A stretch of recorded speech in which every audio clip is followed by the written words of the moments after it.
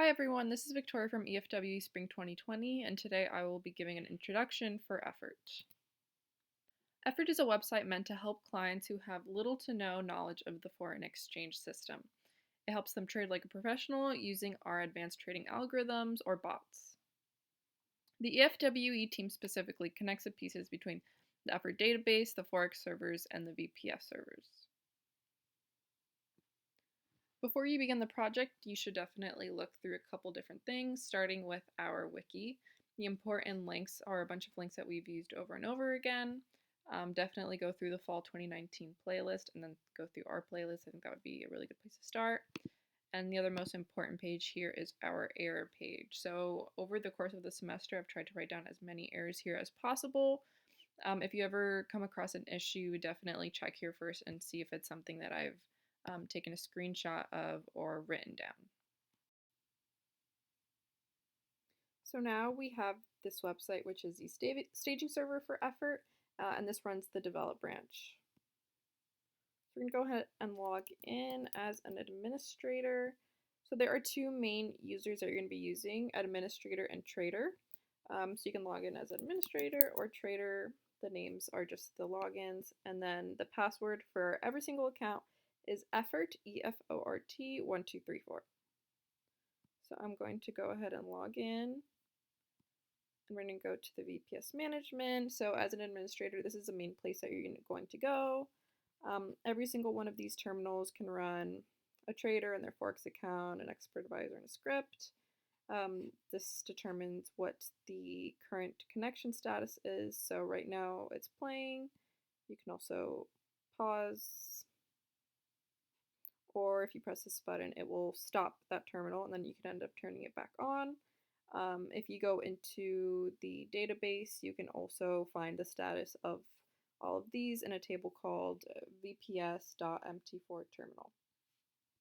So I'm going to go ahead and log out as administrator. But the job basically of EFWE is to connect from the EForT layer to the VPS layer to the trading layer. You have to connect all of those pieces. You can also log in as a trader. So the idea is that the trader will just log in, link their account. Here's where the validation happens, which we'll talk about later. But they would have an account number and a password, and that's all they would need to do, and maybe pick the expert advisor. And then the other side, which I just showed, the administrator side, all of those terminals and servers would not be seen by the trader. That would only be seen by the administrator, and all that would happen behind the scenes. And the basic user, the basic trader, would not have to do any of the back-end stuff. Now I'm currently in my VM since I have a Mac. If you have a Mac, you have to use a VM. I'm running this locally now, and so locally you're only going to have one server and one terminal. But this is just kind of to show you the local side of it, and in terms of testing and working on the project, you will be touching the EForT VPS side, the EForT web app side. You will be working on meta editor code. So you're going to be touching basically all pieces of the project. And then in terms of debugging, there are two great places to figure out what's going on. So you can go under the MetaQuotes terminal.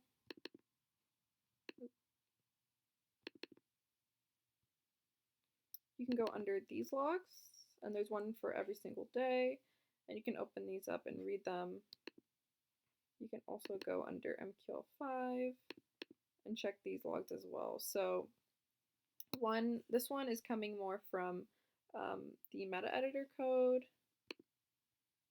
and the previous logs, these are coming more directly from the MT5 terminal itself. So both of those places are really great places to debug and figure out what's going on.